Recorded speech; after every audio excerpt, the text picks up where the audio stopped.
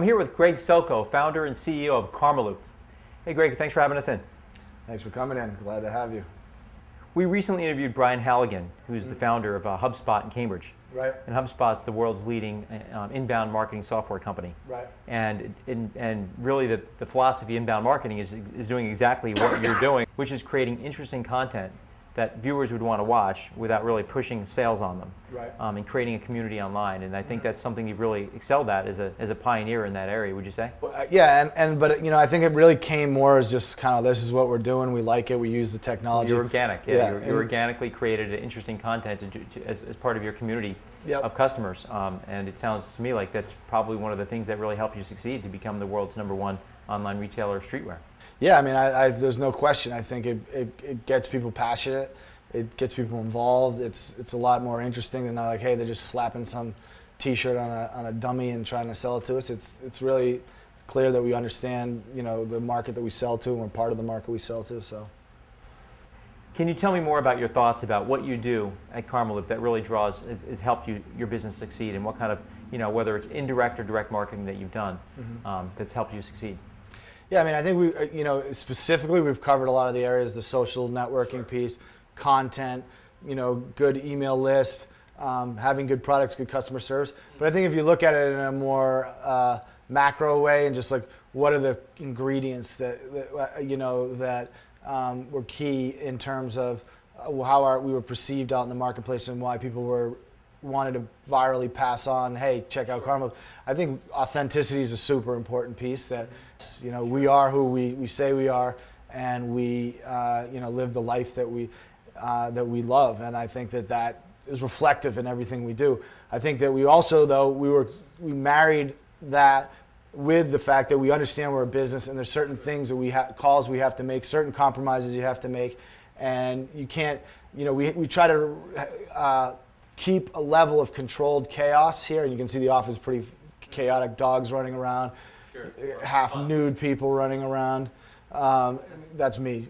And the music's playing and people are doing stuff, and there's a level of creative energy, but at the same time, people do get their work done. And a lot of times we've had employees come in and they're like, hey, this place is fucking awesome, playing music all the time. That doesn't mean I have to do work, and those people don't last very long. Sure. Well, we get stuff done, and and when Karmaloop says we're going to do something, we do it. I don't care what the cost is. I don't care if you're here all weekend, all night. The employees in the company are owners. Most of them who've been here for a while. They get paid well. They have a lot of resources. If they need an iPad or they need an iPhone, they need the new software, we'll give them whatever they want. Sure. But at the same time, we expect a lot, and these guys perform every time, and they know to see things through to the end, from marketing to customer service, and I think you need that even with a company like us. If you can market all day and make yourself really popular, but if you're not delivering the product at the end of the day, that's the worst marketing in the world. Then that buzz is only going to last so long. Absolutely. Is there any other promotions that you do outside of your online efforts? Well, I do stand out in front of the office with a sandwich board from 3 to 6 on Wednesdays and Fridays. I'll make sure I catch you there. No, what other promotion we do? I think we have events. We do some cool events. It's fun to get in the events. They're not always necessarily the best spend of our money, but it's part of what we want to do, and we support artists and stuff coming up. We work with a number of music groups. We're helping get them on the map very informally. We're not selling music or anything, but and I think the TV channel that we're going to launch, the cable channel, which we're launching in 2011, which we're moving along aggressively on. Even though we're doing it because we want the content out, we certainly know that, a secondary piece of it is going to continue to raise our profile, raise our brand name. Hopefully we'll sell more stuff, and at the same time provide good content. I'm fascinated about your cable channel. Can you tell me more about that? It looks like your success with your online video channel, KarmaloopTV.com, has fueled now the growth and production of the new cable channel coming out. Tell me more about that. Yeah, I mean, I'm super hyped on it. I mean, it's an amazing thing, and I mean, the online video channel is popular and getting more and more interest. Attracted the interest of a woman who's a very senior person in the cable world. Her name's Katie McEnroe. Okay. She happens to be John McEnroe's first cousin, but she doesn't like it when I say that. But anyways, sorry, Katie. She was the creator of AMC, American Movie Classics. She ran it for many years. Then she helped create We, I believe it was We or Lifetime. Okay. She was heavily involved in that, and then she wound up creating FearNet, which was a horror movie channel that did well. And you can see we have three very different subjects and genres, but the underlying theme is she ran them. She knows the cable industry. I don't know the cable industry. She's a superstar in that regard. Yeah. I know the culture. Together we're a great team, and the thinking here is that we were approached. It wasn't our idea, but we ran with it. And we're happy to to do it, and that there really isn't an MTV for my generation and younger, for the generation that grew up on the internet, for Verge culture. There's just nothing on TV for them. I mean, yeah, they might watch Jersey Shore to laugh at it, but there's not a consistent. And part of the problem is that a lot of people, younger people just went and started watching everything online, but not completely.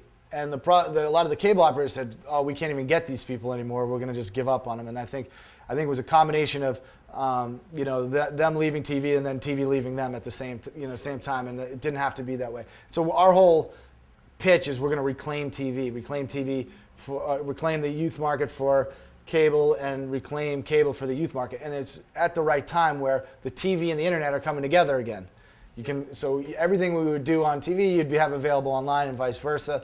And it's exciting too, because a lot of the set-top boxes are getting interactive, having commerce and other things like that. We've already experimented with clickable video on the site successfully, where you can watch a program, click on something while you're watching the video. The video doesn't stop, loads the stuff in your cart, and then you can check out after the video is done. That's where the video is heading now, is interactive video. Right, and the cable's going to be all interactive. They're going to have the internet on all cable boxes. So, yeah. Can you tell me where you see marketing and new media trending for your industry for the future? What do you say, and what are you going to do to react to that? Mm-hmm.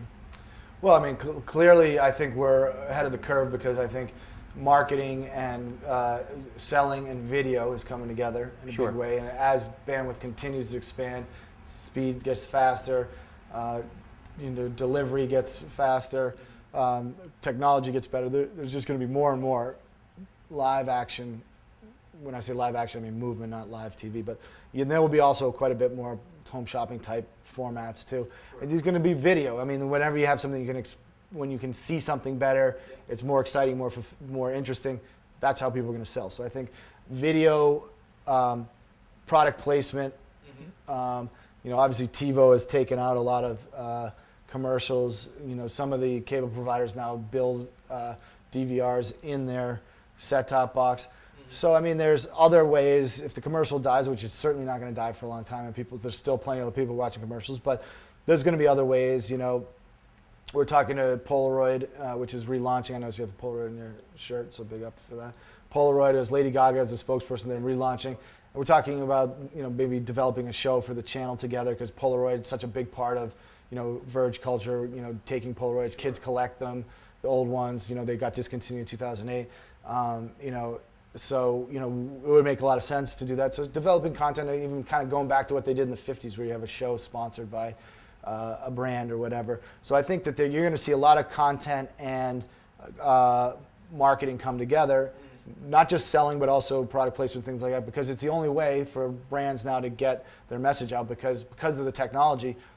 Unless you want to see it, you don't have to see it. So unless they're making content, the brands are making content that's interesting and still decent, and not just a overt advertising piece, you're gonna get you're gonna get viewers, you're gonna get marketing, some marketing hits out of it. But I think the other thing too is that you're seeing a lot of collaborations. You see like Pepsi is doing a lot of stuff with street artists and designing cans. You can see I even have a can right here. This is a project that Pepsi did with WeSC, which is a brand that we sell, and DJ AM, obviously before he passed away, and an artist named Stash. So, there's some brands that get it, and Pepsi's one of them. Toyota Science another, and then there's others that are totally off the mark. And the ones that are off the mark are trying to manufacture culture. If you try to manufacture it, you're never going to get it right. They don't understand it. It's not authentic, and it won't work, right? What they've done, and Pepsi and Toyota probably have done a lot of things where they have manufactured counselor and it didn't work. And they realized what you should do is let the artists and the people run wild, help support them, just like the church supported artists in the Middle Ages, right? If the corporations can be a patron, we don't have that anymore. So corporations can be a patron of artists and musicians and stuff in a way that doesn't take away their creativity and gives them room, then great. Because I mean, I'm not one to subscribe to the idea that if you're an artist, you got to be starving and broke. You know what I mean? So I think that it can be done right, but marketing and creativity have to go together, and you got to be more and more creative. There's so much competition for people's attention. If you're not doing something that's creative and interesting, they're just going to tune you out. Sure. And I see that in your online video strategy and the other things that you're doing. Yeah. So. Yeah, I mean, that's our goal. I mean, we have fun. I think it's kind of, you got to have it has to be a little bit of second nature too, Yep. where it just happens, and you kind of, the creativity comes from the fact that you love what you're doing. If you're, again, I go back to if you're trying to force it, it's going to be very evident. Or if you're trying to sell directly, Yeah. sell to directly with your videos or your content. Right.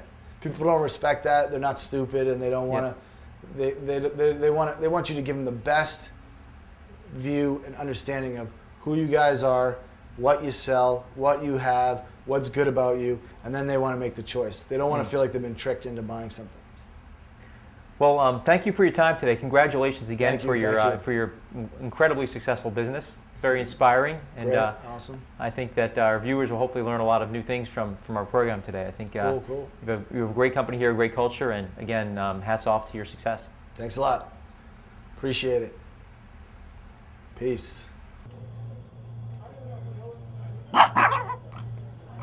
Karmaloop is clearly a leading pioneer in the production and use of online video, web TV, and new media, which has helped catapult them to their position as the world's #1 online retailer of streetwear.